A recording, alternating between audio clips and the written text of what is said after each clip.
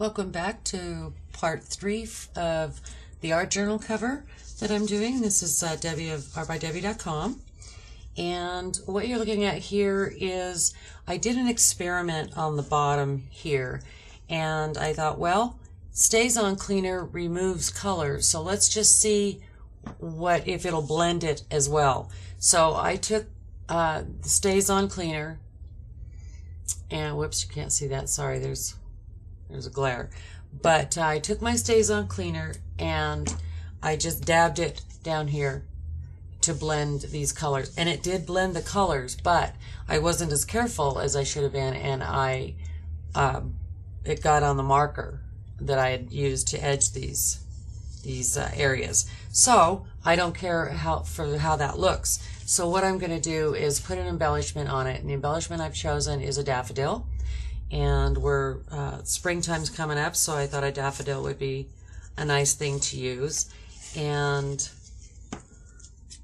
this is a silk daffodil that came off of, it was just one of these stems. Those are the leaves that I may use as well for that. And I'm just going to cut this long plastic piece at the bottom off with my scissors.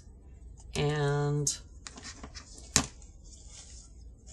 I'll take this and take my handy dandy glue gun.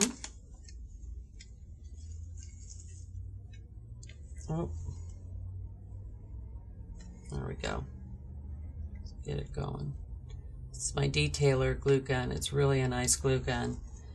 And then what I'm going to do is just kind of let it fall like this. And then this is when whoops, sorry, I'm dripping glue everywhere. Let me put that down. It's kind of sticking up, to be on the back of the cover, but that doesn't really bother me that much. What you can do in this case is I probably should not have left that on. So we won't fear on that. You have to, when you're doing this kind of work, you almost have to be fearless, and you're just working the problems out as you go. And I usually don't show this, this part of the process on camera, but I thought, why not? It's nice to see how you can take something that, presents some challenges, and you just work it out as you go along. And that doesn't bother me there. And this, I'm just going to help it stay down there. And see that glue showing through there? Not a problem. I will put some bling on there to correct that.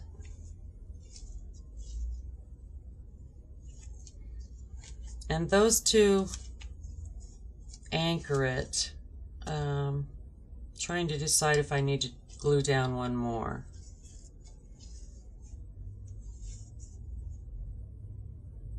Sorry, I'm deciding.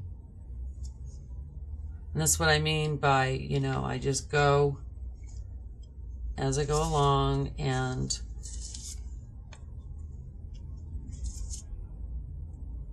I think I'm going to go ahead and glue all of them down, and then I'm going to just cover the glue spots with bling. We love our bling. Another excuse to use our bling. And I think in the center of this,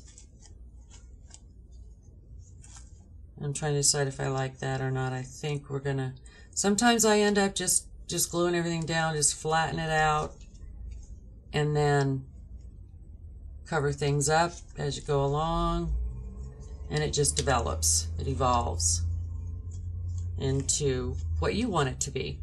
See, this doesn't have to look like a daffodil at all. As I go along, it's looking less and less like a daffodil. And sometimes, I do something and I don't like it. But this is canvas that I'm working on. and it's just a very simple fix. If I don't like this, all I have to do is just remove it. Sorry, I'm getting my little miniature silk flowers out. Let's see what we have here that we can use for the center. Alright, and this is way too long, so I'm going to go ahead and snip that off. These are really heavy-duty scissors that I'm using. They're not my fabric scissors. In case any of you gasped out there when you saw me cutting the wire with those. They're nice scissors, but like I say, they're pretty sturdy.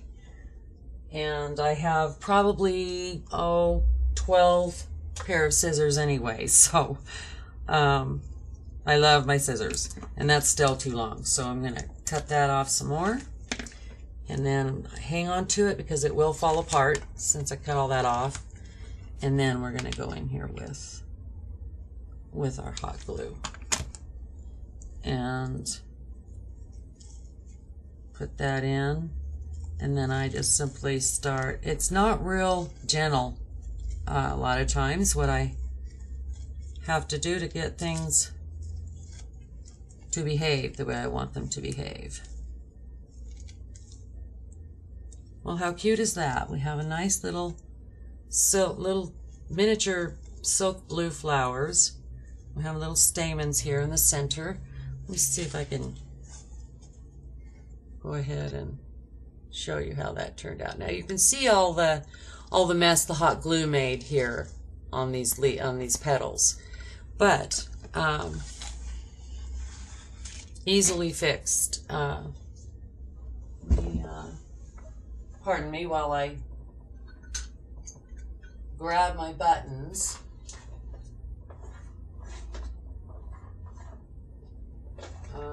Here we go. Sorry, I should have had these out already.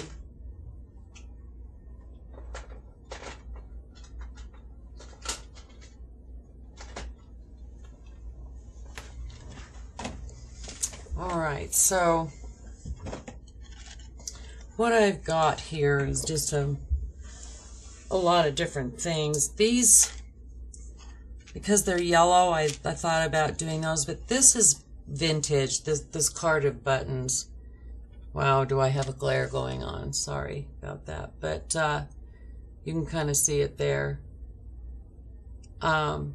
It says 29 cents was the price of these buttons when they were new, and the brand is True Craft, which I've not heard of, and then they were marked down half price to 15 cents, and I don't see a date on here, but these are old, so I think I'm going to keep those as they are because they're vintage. And we'll look and see what we have in our button drawer that I keep on hand for just such occasions. And that looks really good with the green, the bluish green we have. And I am very eclectic, and so these buttons will all be different ones on each petal. Let's see what else. Sorry for the noise of me digging around in here. I've got some really nice buttons in here. I love buttons. And I'm going to go ahead and remove these gloves too. My hands start sweating when I wear them too long, and I have dripped hot glue onto this. This is something else that happens. I don't know if it happens to anyone else, but boy, those little things happen when I'm working all the time. So with a well-outfitted studio, then you can always fix those little problems. Now this is something else. These are vintage green ones that I rather like, really.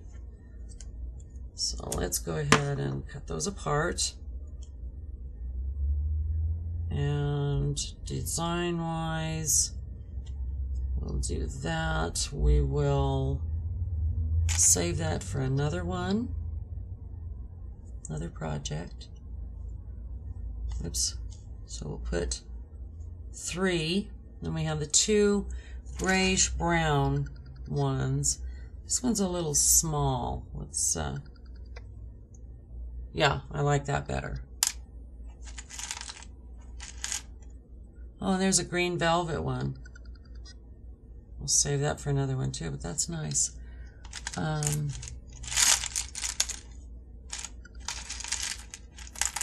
We need, I'd like to find another brown.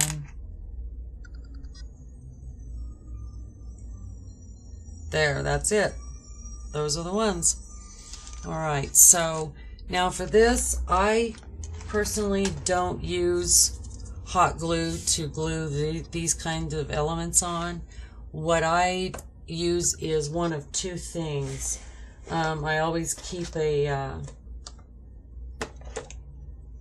tube of 527 multi-purpose cement, and in fact I'm going to use that one. It's either that or the advanced 3-in-1 advanced craft glue. Love that stuff too, and it does work well for these things as well. But this 527, I trust it more. I used to make jewelry, and I discovered the wonders of both E6000 and this 527. The difference between them, they're both industrial strength glues. As you can see though, it does take a minute for the glue to set up. So what I will do is go through, put my glue down, and give it a minute to set up. So the thing about the cements is that they take a minute, but boy, once they set up and they grab hold, they don't let go. So let's get that there. And sometimes what I'll do for time purposes also, and I may do that with this,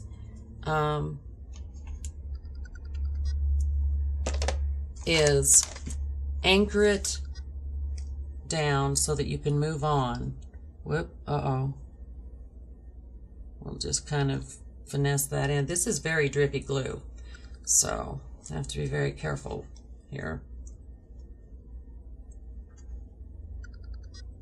And what I'm doing is just going to use the hot glue to anchor it.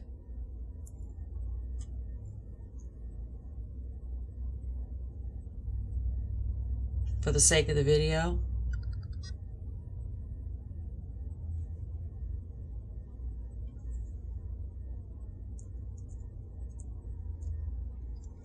And whoop.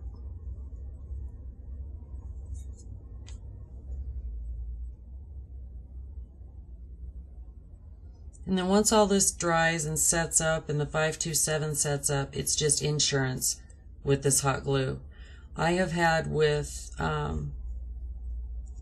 certain types of elements, I've had them pop off quite easily if I use hot glue.